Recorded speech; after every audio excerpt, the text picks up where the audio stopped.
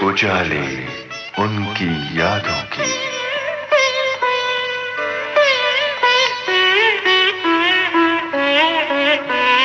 उजाले उनकी यादों की।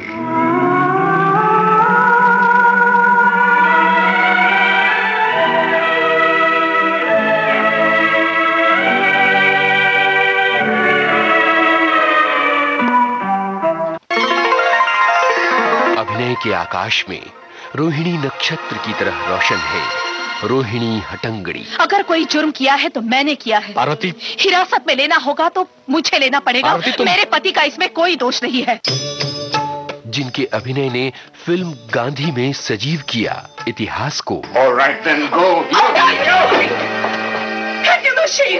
I'm your wife.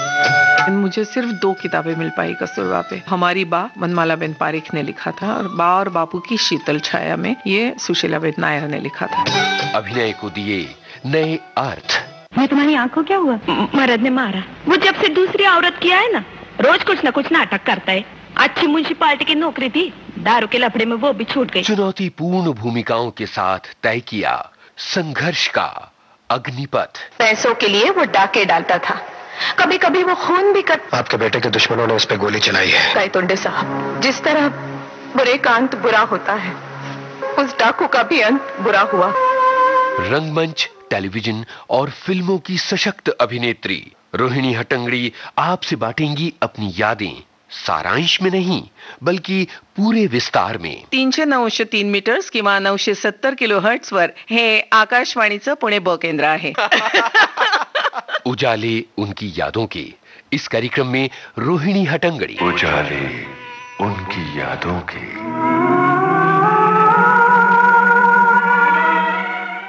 इस कार्यक्रम में आज हमारे साथ हैं जानी मानी अभिनेत्री रोहिणी हटंगड़ी। रोहिणी जी, बहुत बहुत स्वागत है।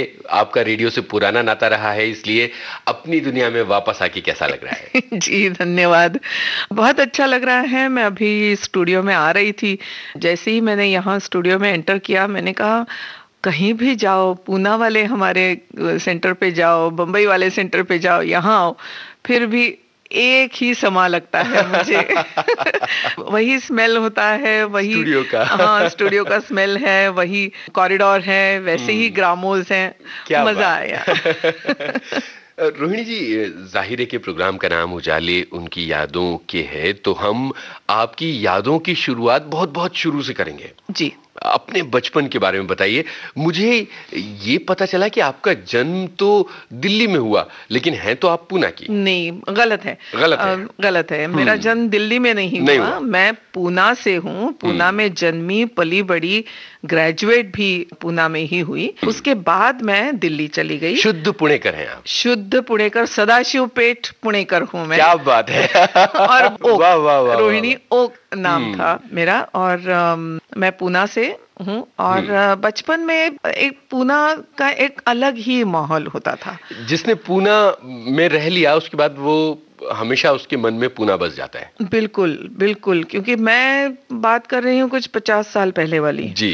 और 50 साल पहले तो ये होता था कि पूना ये पेंशनरों का है। ऐसे होता जी, था जी, जी। कि हवा पलट करने के लिए पूना जाके रहो। इतनी अच्छी हवा थी, इतनी साफ थी हवा, बहुत सारे पेड़ थे, छोटा सा था पुणे जी। और बहुत मजा आता था। यानी मुझे याद है, मेरे भाई साहब, वो पर्वती नाम का एक मंदिर है उसके हिल के ऊपर जी। तो वहां पे चढ़ना उतरना हमारा एक पास टाइम होता था। और पर्वती सीढ़ियों से नहीं, आप उसे हिल से जाओ, उस तरफ से जाओ, तुम बहुत मजा आता था। यानी हिल पे चढ़ने के लिए सीढ़ियां मत इस्तेमाल करो, आप डोंगरावरून जायचंय। क्या बात है। ऐसे हमारा वो होता था। फिर पेशवे उद्यान, फिर तळ्यातला गणपति। पूना की बातें तो मेरे ख्याल में और एक प्रोग्राम करना पड़ेगा आपको। तो रोहिणी जी, क्यों ना एक मराठी गीत हो जाए?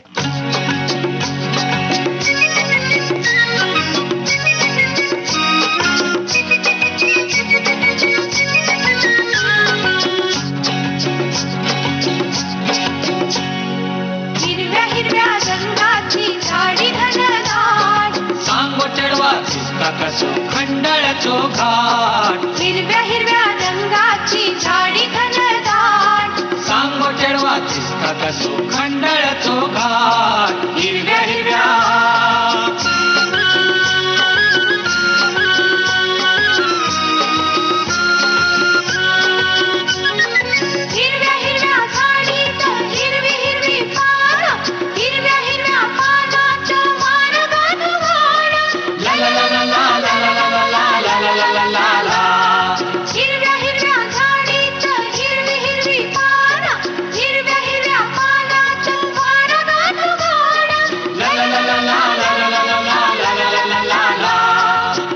बॉम्बे हिसगो तुझ्या पुन्हा बॉम्बे हिसगो तुझ्या सासरची वाट हिरव्या हिरव्या रंगाची झाडी घनदाट सांगो चढवा दिसता कसो खंडाळ्याचो घाट हिरव्या हिरव्या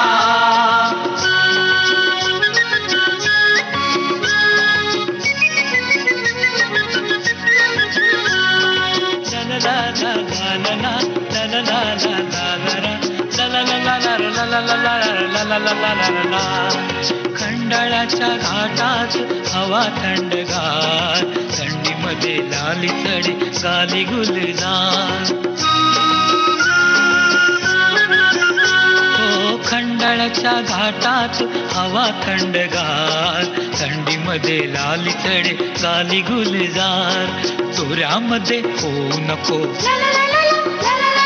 तोऱ्यामध्ये होऊ नको उभी अशी ताट हिरव्या हिरव्या रंगाची झाडी घनदाट सांगो चढवा दिसता कसो खंडाळ्याचो घाट हिरव्या हिरव्या रंगाची झाडी घनदाट सांगो चढवा दिसता कसो खंडाळ्याचो घाट हिरव्या हिरव्या।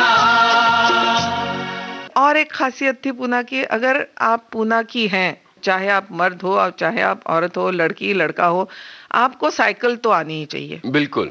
यानी पूना की होगी साइकिल नहीं आती ये ऐसा हम एक दूसरे को पूछते थे।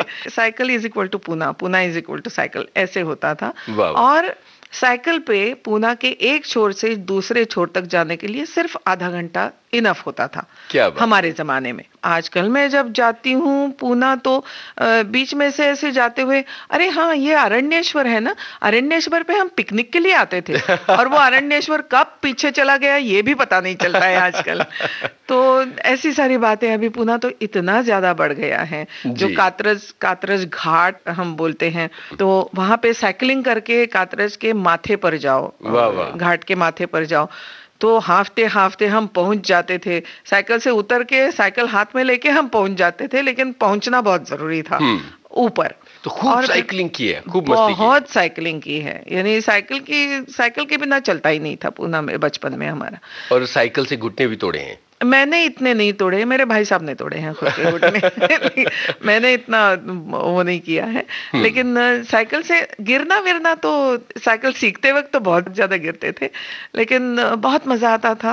और गर्मियों में जब आम होते थे, जामुन होते थे, तो पर्वतीच्या पायथ्याशी, पर्वती के हिल के नीचे बहुत सारी आमराई जिसे बोलते हैं, आम के बहुत सारे बगीचे थे। तो जैसे ही तूफान आता था कभी कभी, तो तूफान आने वाला है या आया है सोच के दौड़ दौड़ के वहां पे जाके फिर वो जो नीचे कैरियां गिर जाती है, वो इतनी सारी कैरियां उठा उठा के हम ले आते थे। क्या और फिर वो माँ से कह देते या तो कैरी का पन्हा या तो अचार और पता नहीं क्या क्या बहुत मजेदार था बचपन मेरा जी। और फिर उसी वक्त याद है मुझे, मैं मेरे ख्याल में 6th स्टैंडर्ड में थी। कौन से स्कूल में? भावे स्कूल। भावे स्कूल यानी आजकल वो रेणुका स्वरूप कहते हैं, वो तब भावे स्कूल था जी, MES गर्ल्स हाई स्कूल। तो स्कूल में थी तब 12 जुलाई आई थिंक 66 था, तब वो बहुत बड़ी बाढ़ आई थी पूना में, वो मुझे याद है। यानी जब हम स्कूल में सुबह चले गए और जो नदी किनारे जो सारी लड़कियां रह रही थी वो आई नहीं थी, और आई थी तो भी वो एकदम हिली हुई थी सब, क्योंकि वो बाथरूम से और गटर से पानी आ रहा था, अंदर भर रहा था, और इतना स्वरूप ज्यादा वो कर लिया कि जो नदी के आसपास वाले जो घर थे वो सारे के सारे डूब गए थे। तो यानी 2-3 मंजिला घर था, तो एक मंजिल पूरी पानी से डूबी हुई है। यानी इतना बहुत सारा नुकसान हुआ था। और तब समझने का वो एज ऐसी थी, वो समझने लायक उम्र नहीं थी, लेकिन फिर भी उसका जो असर था वो बहुत गहरा करके गया था। क्योंकि बाद में जब पानी जब निकल गया तो उसके बाद जो बर्बादी हुई है वो देखने के लिए हम गए थे, और ऐसे ऐसे दृश्य हमने देखे हैं कि आज तक मेरे दिमाग में वो दृश्य मेरा अभी भी मैं देख सकती हूँ। यानी ऐसे हुआ था। और जो फोटोग्राफ्स कभी कभी देखती हूँ तो बहुत ज्यादा, यानी अभी 50 साल तो पूरे हो गए होंगे, लेकिन बहुत ज्यादा बर्बादी हुई थी। कहानियां भी बहुत थी। यानी हम पे जो असर हुआ, मेरे भैया 24 घंटों तक घर पे नहीं आए थे, तो मेरी माँ की जो हालत मैंने देखी है कि भाई साहब, क्योंकि वो फर्ग्यूसन में पढ़ते थे उस वक्त, हमारे घर के पास ही मेरा स्कूल था, तो मैं स्कूल से आ गई थी वापस। लेकिन नदी के उस पार फर्ग्यूसन है, तो फर्ग्यूसन से वो आ नहीं पाए थे। तो जो भी सुबह में मिल रहा था तो अरे रवि को देखा क्या कहीं, तो कभी हाँ हाँ मैंने देखा था वो ऐसे ऐसे। और फिर और कम्युनिकेशन तो था नहीं ज्यादा, फोन्स वगैरह थे नहीं। तो और मेरे ख्याल में ये बाढ़ आई, वो 24 घंटा गुजर गया, और दूसरे दिन शाम को 5 बजे इस तरफ मेरे भाई साहब को आने का मौका मिला था। तो इतने घंटों तक हम यानी कहाँ होंगे। मेरी माँ की हालत तो बहुत खराब थी। इवन मेरे फादर भी, वो चिंसवड़ में काम करते थे, वो भी आए थे। तो मेरे ख्याल में रात को 2 बजे एक संगम ब्रिज करके रेलवे का पुल है, उसके ऊपर से चल के वो गांव में आए थे। यानी चिंसवड़ से लेके हमारे घर तक वो चल के आए थे। बहुत बड़ी त्रासदी थी, बहुत ज्यादा त्रासदी थी। यानी लेकिन फिर भी हमारा ये कुछ नहीं, जिनका सब कुछ उसमें चला गया था, वो तो माशाल्लाह आप बयां नहीं कर सकते। लेकिन फिर भी कुछ उससे पहले की जो यादें हैं वो तो बहुत सुनहरी रही हैं। तो उन सुनहरी यादों के नाम बचपन का एक खूबसूरत सा गाना सुनते हैं, फिर आगे बढ़ते हैं। जी, बचपन के दिन, हाँ, है ना, क्योंकि वो बिल्कुल बहुत बढ़िया है, बहुत बढ़िया है। बचपन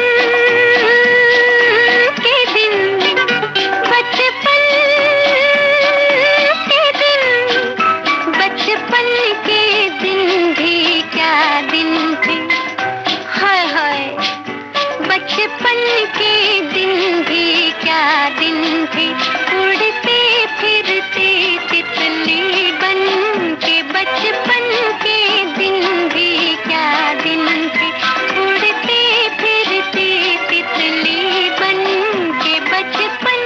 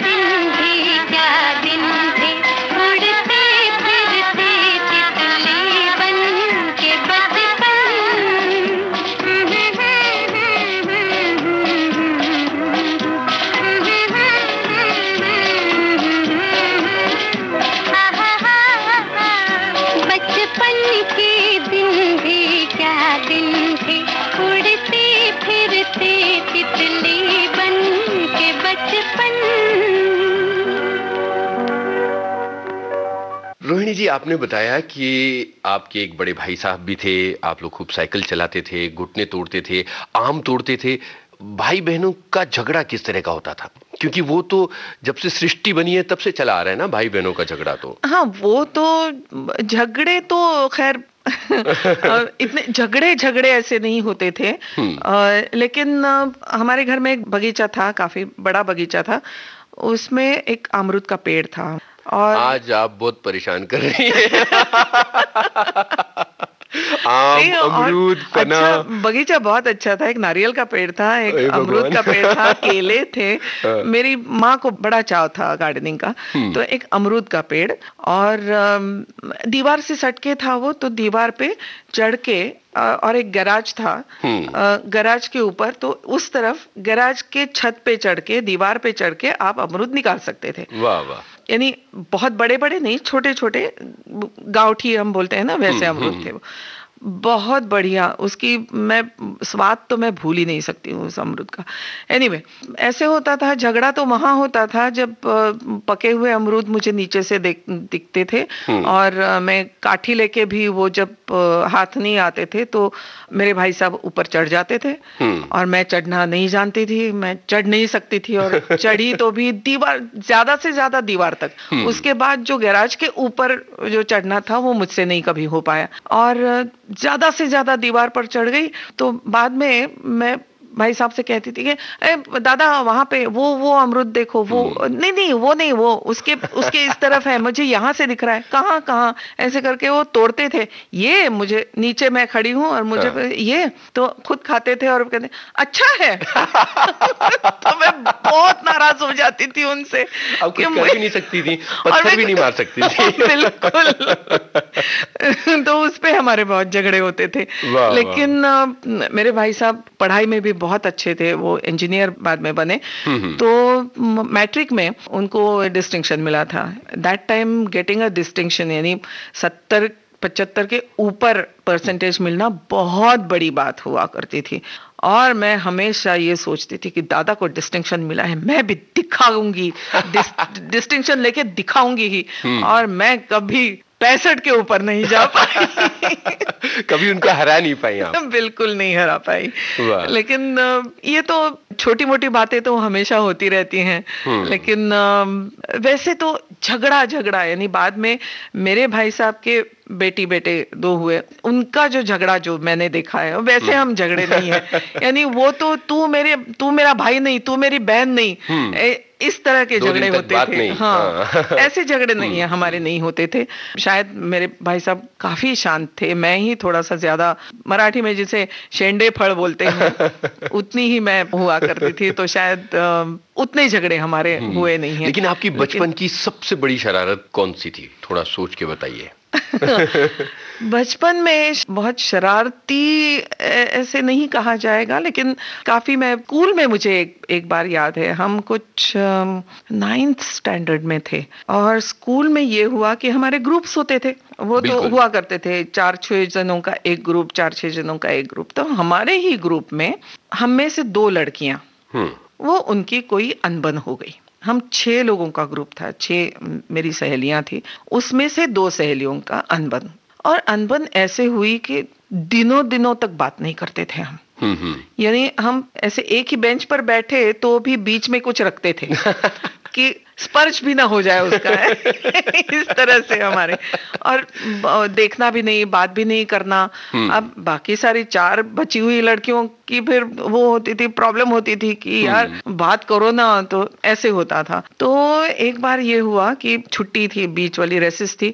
रेसेस में हम पानी पीने चले गए, छोटी रेसेस थी लेकिन पानी पीने, हम हौज होता था, वहां पे चले गए। और वहां पे ऐसी मस्करी हुआ करती थी, तो किसी ने एक दूसरे के ऊपर पानी छिड़का, वहां पे पानी फेंका तो इसको लगा उसने फेंका, उसको लगा इसने फेंका।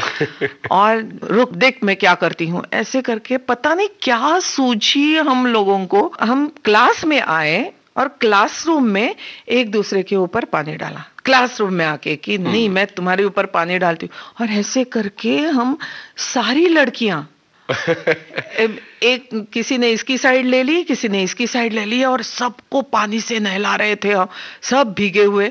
और ये हमको ध्यान भी नहीं था कि हम क्लासरूम में हैं, हमारी रेसेस खत्म होने वाली है, टीचर आने वाली हैं। और रेसेस खत्म हुई, टीचर आ गई और देखा तो ये क्या हो रहा है। फिर प्रिंसिपल के पास पूरा वो गया हमारा, और प्रिंसिपल ने तब हमारा ये होता था कि पूरे क्लास को उन्होंने सजा दी कि हमारे ग्राउंड के परली तरफ एक दीवार हुआ करती थी, दीवार से सट के एक पैरापेट जैसा बना हुआ था जी, वहां पे सबको एक लाइन में खड़ा कर दिया कि ये जो क्लास है, हाँ। इसने शरारत की है, ये बदमाशी पूरे स्कूल को दिखाने के लिए उन्होंने पूरे क्लास को, सारी क्लास नीचे आके वहां पे खड़ी रह गई। Oh my God. तो यानी ये होता था कि दूसरे दिन अच्छा इन्होंने किया, यही थे, ऐसे होता था। बहुत अच्छा है। अब मुझे पता है यहाँ पर एक प्रार्थना याद आ रही है, गुड्डी की हमको मन की शक्ति देना, मन विजय करे। हाँ। यही सुना जाए यहाँ। हाँ बिल्कुल।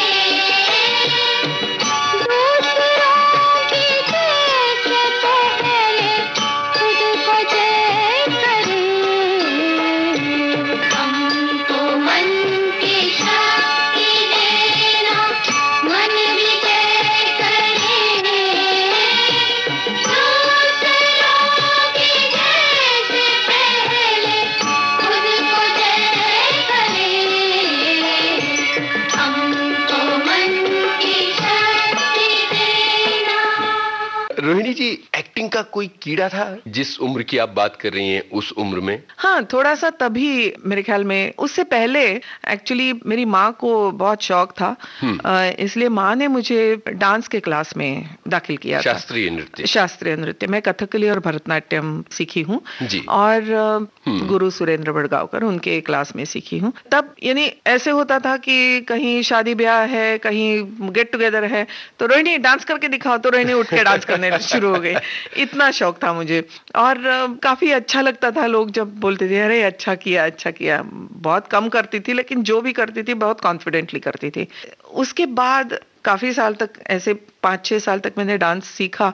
उसके बाद मैं जब 9th स्टैंडर्ड में थी, इसी उम्र की, तो हमारे एक ड्राइंग टीचर थे, कृष्णदेव मुलगुंद जी। उन्होंने मेरे ख्याल में उदय शंकर जी के पास थोड़ा सा डांस सीखा था, या Uday Shankar ji was his like गुरु। अपने ही बनाए हुए, शायद सीखा था या नहीं पता नहीं, लेकिन उनको देख देख के वो डांस किया करते थे, तो काफी प्रभाव था उनका। उन्होंने देखा कि ये लड़की गैदरिंग में वगैरह, स्कूल के एनुअल में, गैदरिंग में, शारदोत्सव में, ऐसे में डांस किया करती थी थोड़ा थोड़ा। वो किन गानों पर हुआ करते थे या किस तरह के नहीं, मैं शास्त्रीय हुआ करते थे। हाँ, तो कथक के उस जमाने में फिल्मों पर नृत्य फिल्मों का ज्यादा नहीं था, बहुत ज्यादा नहीं था। और अगर होगा तो भी मधुबन में राधिका नाचे रे वगैरह, ऐसे जो गाने होते थे ना, हाँ, उस पे हुआ करता था। लेकिन मैंने कभी ऐसे हम तब उसको रिकॉर्ड डांस बोलते थे, मैंने रिकॉर्ड डांस कभी नहीं किया। वो हमेशा कथक या भरतनाट्यम, जतिस्वरम कर दिया, या जो ऐसे करती थी। उन्होंने एक चिल्ड्रंस प्ले लिखा था, बाल नाट्य लिखा था, और वो उनको करना था। और उसमें उन्होंने मुझे पूछा कि तुम करोगी क्या, तुम्हें 3 डांसेस करना है इसमें। तो first act, second act, third act, तीनों एक्ट्स में एक एक डांस मेरा था। तो और राजकन्या की सखी का रोल था मेरे लिए जी। और छुट्टियों में करना था। तो मैंने पूछा पेरेंट्स से, मैंने कहा आई बाबा से पूछा, हाँ छुट्टियों में है तो कर लो। ये होता था उनका। वो भी काफी वो थे कि नाटक में कर रही है तो चलो ठीक है। तो that was my first play. क्या बात। तो वो मैंने किया तो बहुत मजा आया था उसमें, बहुत मजा। यानी एक डांस में तो ड्रीम सीक्वेंस था वो, तो ड्रीम सीक्वेंस में पीछे लाइट्स लगी होती थी और फिर ऐसे क्लाउड्स का वो कटआउट्स वगैरह करके ऐसे रैम्प्स किए थे, उसके ऊपर से नीचे आना था जैसे क्लाउड्स में से हम आ रहे हैं। और सामने एक गॉज का पर्दा, यानी धुएं वाला वो जो थोड़ा सा एटमॉस्फेयर था, वैसे सामने वो करते थे। और जो बच्चे वो देख के हाँ कहते थे ना, इतना मजा आता था। वाह वाह। तो I used to wait for that कि बच्चे हाँ करे और तालियां बजाए, और बहुत मजा आता था। तो वो मैंने प्ले किया और तब से थोड़ा सा ये हुआ कि स्टेज का मुझे काफी आकर्षण हो गया उसके बाद। तो मैंने मैट्रिक जब थी, हमारे जमाने में मैट्रिक यानी 11th स्टैंडर्ड था, तो 11th स्टैंडर्ड पे फिर ये हुआ कि डांस, और तब ये प्लेस छोटे छोटे प्लेस में कर रही थी, तो प्लेस और डांस ये दोनों जम नहीं रहा था। तो इसकी वजह से मेरा डांस छूट गया फिर। यानी 11th स्टैंडर्ड पे मैट्रिक के लिए जो आजकल 12th स्टैंडर्ड के लिए जो करते हैं ना, सब बंद करो और सिर्फ पढ़ाई करो, वैसे मैट्रिक के लिए हम करते थे। तब मेरा वो डांस क्लास मैंने बंद किया। और लेकिन फिर ये थिएटर का शौक जो चढ़ा था वो चढ़ ही गया। तो मैट्रिक के बाद भी जब कॉलेज में गई, तो फिर उसके बाद मेरा बड़ा वाला प्ले, यानी ये पहले तो मैंने 3-4 बाल नाट्य कर लिए थे जी, लेकिन मैट्रिक और उसके दौरान, मैट्रिक के जरा सा बाद या पहले, मैंने मेरा बड़ा एक प्ले किया जो बहुत ज्यादा चला नहीं, एक हाथ दूसरा ही हमने वो किया। गाँव गुंड नाम का प्ले था मराठी में। तो उसमें मेरे फादर का रोल किया था। अरे वाह। हाँ। क्या बात। तो क्योंकि he was a theatre person, वो बम्बई में बिजनेस करते थे और बम्बई में ही वो काम किया करते थे, आई मीन शौकिया तौर पे। तो विजय मेहता वगैरह लोगों के साथ उन्होंने, विजय मेहता, अरविंद देशपांडे, फिर कमलाकर सारंग वगैरह, इनके साथ उन्होंने काफी काम किया था उससे पहले। और वो पूना वापस आए थे और पूना में उन्होंने एक जॉब लिया था और फिर वहां पे वो काम किया। तो मैंने उनके साथ पहला काम किया। और उसके बाद जब कॉलेज में गई तो मेरा रियली पहला, जिसने मुझे थोड़ा सा फुटिंग दे दी हम कहते हैं, वो प्ले सुंदर मी होनार नाम का प्ले जो मेरे फादर ने ही डायरेक्ट किया था, क्या और जिसमें मुझे राज्य नाट्य स्पर्धा में मेरा पहला अवार्ड मिला। वाह वाह वाह वाह, क्या बात। तो वो 66-67 की मैं बात कर रही हूँ। क्या बात। उस साल मुझे वो पहला अवार्ड मिला था। तो इस तरह से थिएटर से जो जुड़ाव है वो धीरे धीरे गहरा होता चला जा रहा था, और वो नृत्य तो खत्म हो चुका था। हाँ, और वो थिएटर का तो मेरे फादर और मदर की वजह से, क्योंकि उस वक्त ये होता था कि रिहर्सल्स हमारी हुआ करती थी, वो रात को 9 बजे हुआ करती थी, और रात को 9 बजे लड़की ने अकेली ने रिहर्सल के लिए जाना थोड़ा सा वो था, लेकिन माय पेरेंट्स वेर वो काफी मुझे प्रोत्साहित करते थे, हाँ कर लो नाटक कर लो नाटक, और विश्वास दिखाते थे। ये नहीं होता था कि कुछ हो जाएगा, लेकिन रात को जब रिहर्सल्स खत्म होती थी 11:30-12 बजे रिहर्सल्स खत्म होती थी, और वहां से कोई एस्कॉर्ट तो आना ही आना था। बिल्कुल बिल्कुल। तो वो लड़के हुआ करते थे, अब लड़का उसकी साइकिल पे, मैं अपनी साइकिल पे, और हम आ रहे हैं, लड़के छोड़ने के लिए आ रहे हैं, तो अड़ोस पड़ोस के लोग भी है, लड़का छोड़ने आता है इसको। ऐसे थोड़ा होता था, लेकिन वो ज्यादा मन पे नहीं लिया मेरे पेरेंट्स ने, क्योंकि उनको पता था कि ये होता है, यानी लड़कियों को घर छोड़ना ये जिम्मेदारी होती है हर एक की, इसलिए वो ज्यादा मुझ तक उन्होंने कुछ आने नहीं दिया। और उसके बाद भी वो नाटक करते करते वहां पर भी काफी अवार्ड्स मिले, फिर सर्टिफिकेट्स मिले, पदक मेडल्स मिले। ये करते करते मैं ग्रेजुएट भी हो गई। जी रोहिणी जी, ग्रेजुएशन के आगे की कहानी से पहले एक गाना हो जाए। अब बताइए उस दौर का गाना जिस दौर की हम बातें कर रहे हैं इस समय। उस दौर में मुझे अभी भी याद है, ये अपना मनोज कुमार और साधना की फिल्म थी, वो कौन थी जी, उसका कोई एक गाना। लग जा गले के फिर हंसी रात हो न हो, शायद फिर से जन्म में मुलाकात हो न हो, लग जा गले।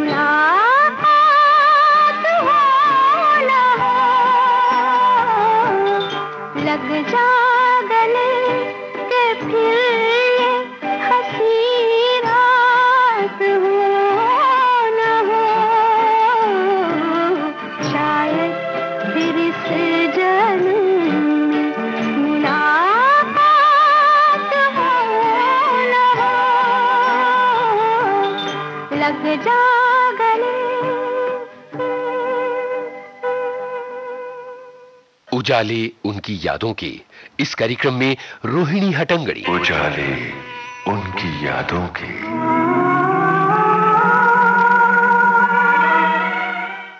रोहिणी जी, आप जिस दौर की बात कर रही हैं, कॉलेज के जमाने की बात, 60 का दशक, और पूना शहर जो महाराष्ट्र का और भारत का एक सांस्कृतिक शहर माना जाता है जी। कितनी आजादी थी फिल्में देखने की और कितना फैसिनेशन था फिल्मों का?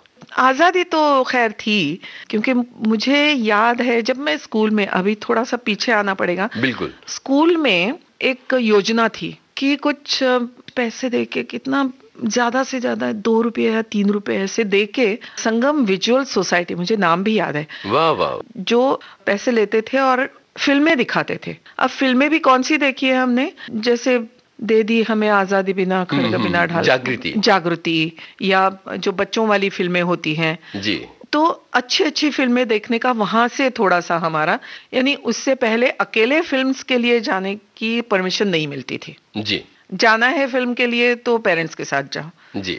हम लड़कियां या सहेलियां हम फिल्म के लिए गए हैं, वो मेरे ख्याल में हम कॉलेज में गए तब गए, उससे पहले हम अकेले फिल्म में नहीं गए। लेकिन ये फिल्में, संगम विजुअल सोसाइटी की फिल्मों में हम अकेले जाते थे सहेलियों के साथ। क्या बात ये होता था जी। तो वहां से मेरे ख्याल में अच्छी अच्छी फिल्में हमने देखी है, उसमें से अंग्रेजी भी होती थी, कार्टून्स भी होते थे, जागृति जैसी फिल्में होती थी। ऐसी फिल्मों से थोड़ा सा एक अभिरुचि कहते हैं वो थोड़ी सी डेवलप हो गई जी। उसके बाद फिर हमने फिल्में तो देखते थे हम, लेकिन उसमें अंग्रेजी फिल्में भी देखते थे। तो कॉलेज में Oh God, मुझे अभी याद आ रहा है, नाइट ऑफ द जनरल्स नाम की एक फिल्म थी और पूना में अलका थिएटर जी, वो मशहूर था सिर्फ अंग्रेजी फिल्में दिखाने के लिए। गांव में जो था वो अंग्रेजी फिल्में दिखाते थे वहां पे जी। हमेशा अंग्रेजी फिल्में ही लगती थी, और आपको अंग्रेजी फिल्म देखनी है तो कैंप साइड में जाओ जी, बाकी कहीं पर भी अंग्रेजी फिल्में नहीं देखते। तो नाइट ऑफ द जनरल्स नाम की एक फिल्म थी जो हम 3 सहेलियां जाने वाली थी, तो हमने टिकट निकाले और दोनों हम दरवाजे पे खड़े हैं, अभी आ रही है तीसरी, अभी आ रही है, अभी आ रही है। अब फोन करने का भी वो नहीं था क्योंकि फोन था नहीं अभी राह देखना ही था सिर्फ। तो हम खड़े थे बाहर, अंदर डॉक्यूमेंट्री शुरू हुई, फिर भी हम खड़े हैं। मैंने कहा रेखा नहीं आ रही है, रेखा नहीं है, क्या हुआ? मंगल हम उसको बताया था ना यही शो है करके, और वो दौड़ती दौड़ती दौड़ती आने वाली थी। लेकिन उससे पहले सडनली एक एम्बेसडर ऐसे गेट के सामने आके खड़ी हो गई, चारों दरवाजे अचानक खुले, उसमें से 4 लोग हट्टे कट्टे हमारे सामने से गुजरे, और गुजरते हुए सडनली हमने देखा, ने कहा ये मंगल, धर्मेंद्र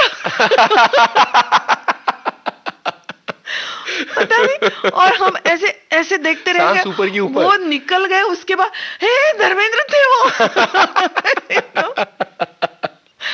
और उनकी उस जमाने में मुझे याद है फूल और पत्थर, मीना कुमारी जी के साथ जी। वो देखी थी हमने, और ऐसे उनको देखने के बाद जो ऐसे, अरे यार पहले क्यों नहीं हमने उनको पहचाना, पहले क्यों नहीं पहचाना, ऐसा हमारा हुआ था।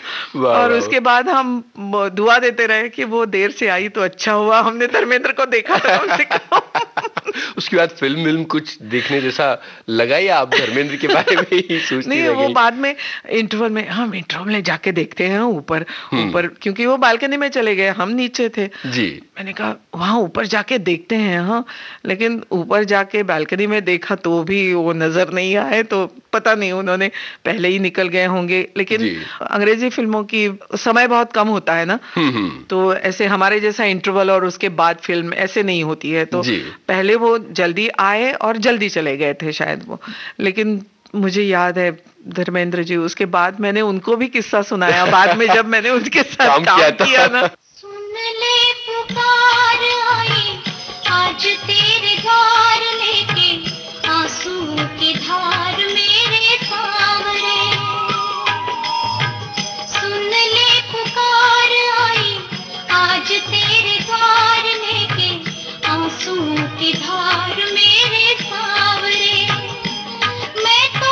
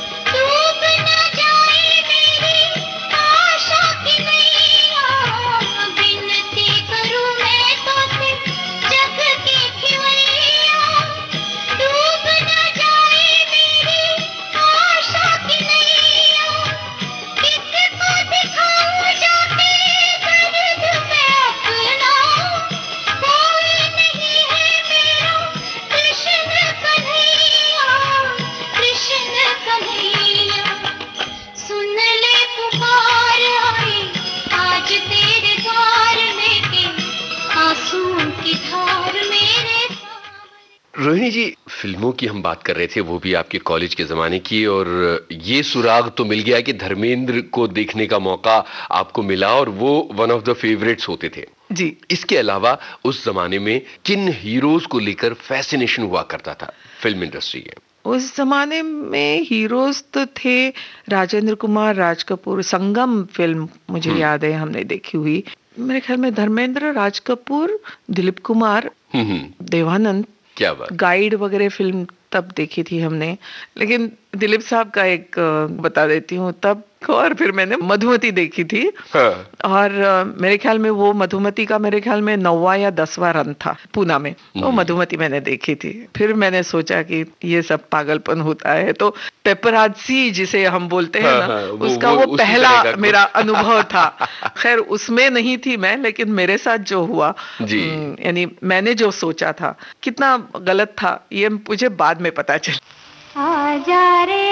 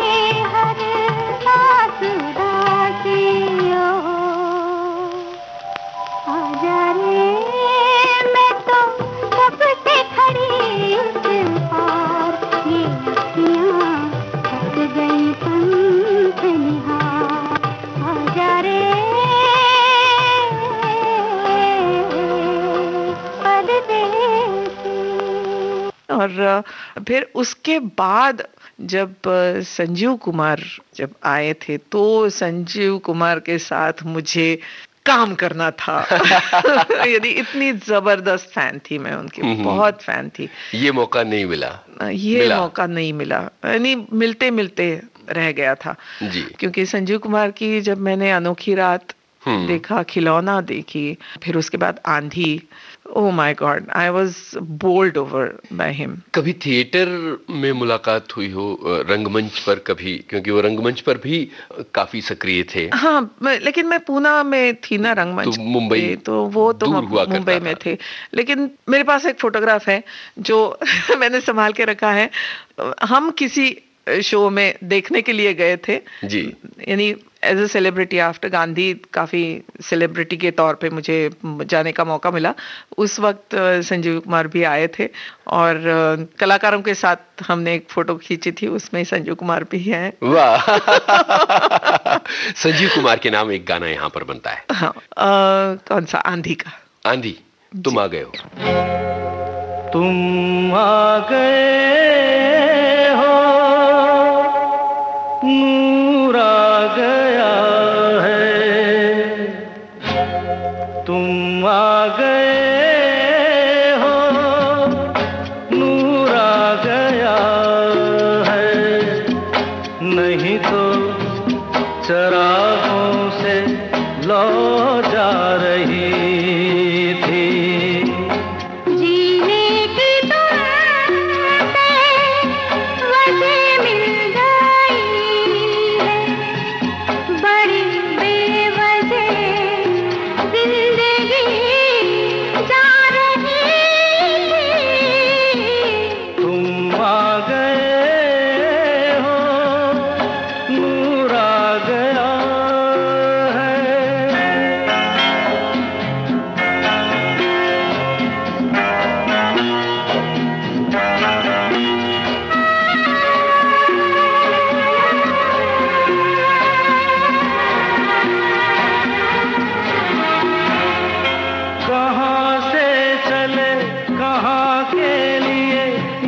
खबर नहीं थी मगर कोई भी सिरा जहाँ जा मिला वहीं तुम मिलोगे।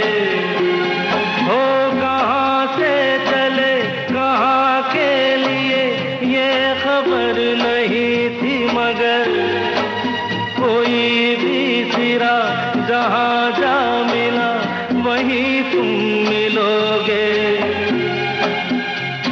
कि हम तक तुम्हारी दुआ आ रही थी, तुम आ गए हो, नूर आ गया है।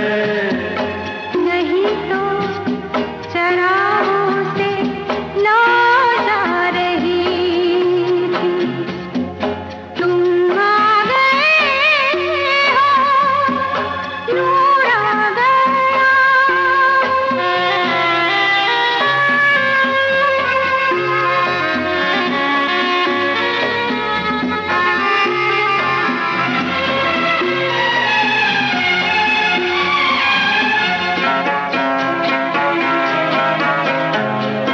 दिन डूबा नहीं रात डूबी नहीं, जाने कैसा है सफर, ख्वाबों के दिए आँखों में लिए वही आ रहे थे। ओ दिन डूबा नहीं रात डूबी नहीं, जाने कैसा है सफर, ख्वाबों के दिए आँखों में लिए वही आ रहे थे। जहाँ से तुम्हारी सदा आ रही थी, तुम आ गए हो, नूर आ गया है। नहीं तो चरागों से लौ जा रही थी। जीने की तुमसे वजह मिल गई है, बड़ी बेवजह जिंदगी जा रही थी, तुम आ गए हो, नूर आ गया। रोहिणी जी, आप कितना फैसिनेशन संजीव कुमार का था आपको उस जमाने में, और बाद में आपको मौका मिला उनके साथ एटलीस्ट तस्वीर खिंचाने का। जी, काम करने का मौका नहीं मिला, वैसे मौके आए थे क्योंकि सारांश में राजश्री प्रोडक्शंस को ऐसे थोड़ा सा जोर दे रहे थे कि संजीव कुमार जी काम करें, लेकिन बाद में अनुपम खेर जी ने काम किया जी। उसके बाद और एक फिल्म थी जिसमें फिल्म की बात वगैरह भी हुई थी, जिसमें मैं संजीव कुमार की बीवी का रोल करूं, लेकिन वो फिल्म ही टेक ऑफ नहीं हुई। ऐसे थोड़ा सा वो हुआ, तो मुझे जो मौके मिल रहे थे वो नहीं मिले, अल्टीमेटली मिला ही नहीं मौका। जी। बात आपके ग्रेजुएशन के जमाने की चल रही थी, तो मुझे लगता है कि वापस उसी पॉइंट पर आते हैं। वहां से हमने और दूसरी फिल्मों की बहुत सारी बातें की हैं जी। तब तक आपका जो थिएटर वाला जो रूप है, थिएटर वाली जो शख्सियत है, वो काफी स्ट्रांग बन चुकी थी, बहुत सारे नाटक आपने कर लिए थे जी। लेकिन क्या जीवन की कोई दिशा तय हुई थी? असल में नहीं, क्योंकि ग्रेजुएशन के बाद मैं जैसे केमिस्ट्री लेके मैंने बीएससी किया है। ओहो हो। हाँ। मतलब कठिन काम करना आपको शुरू से ही पसंद था।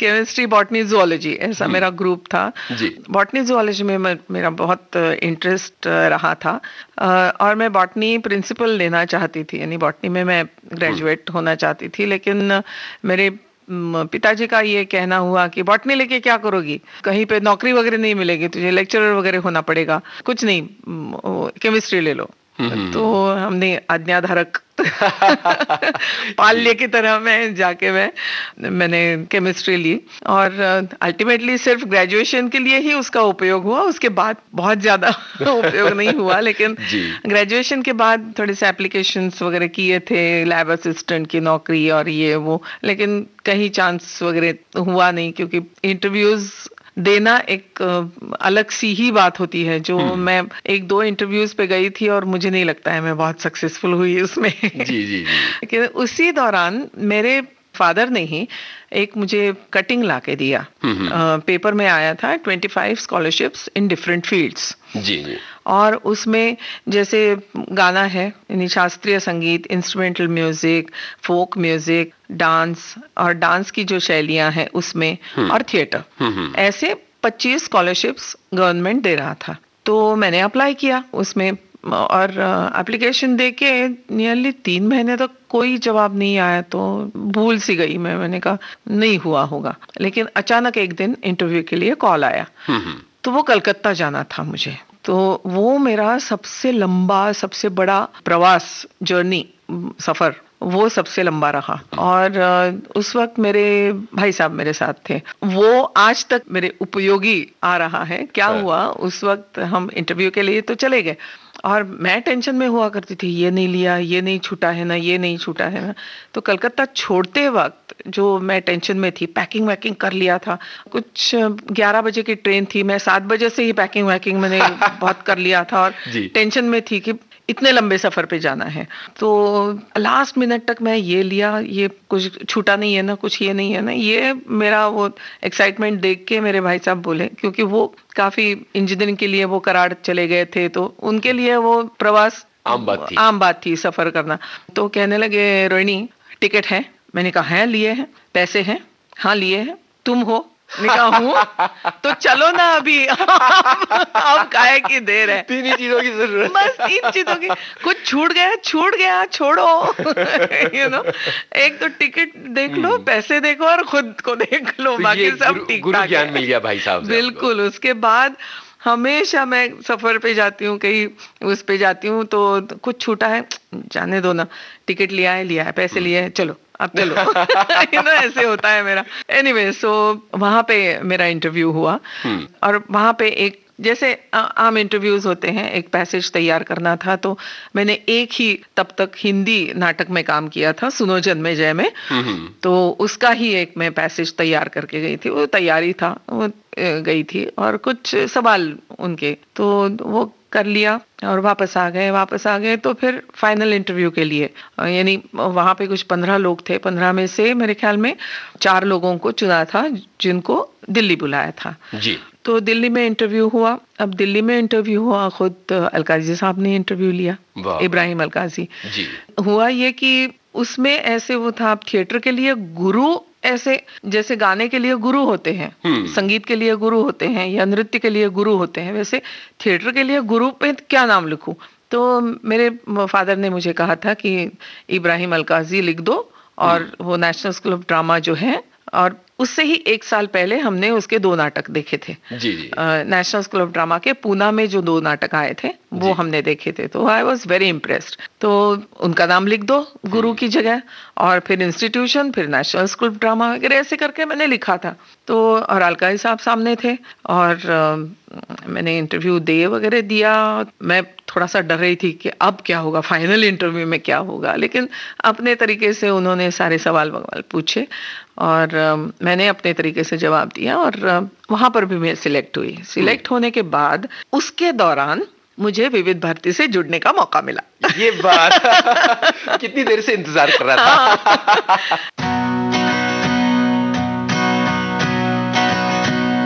उजाले उनकी यादों की, इस कार्यक्रम में अपनी यादों के उजाले बांट रही हैं टेलीविजन, फिल्मों और रंगमंच की जानी मानी अभिनेत्री रोहिणी हट्टंगडी। इनसे बातचीत की है आपके इस दोस्त यूनुस खान ने। रिकॉर्डिंग इंजीनियर शशांक काटदरे, संयोजिका तनुजा कानड़े। इस कार्यक्रम को विविध भारती की ओर से प्रस्तुत कर रही हैं कल्पना शेट्टी। उनकी यादों के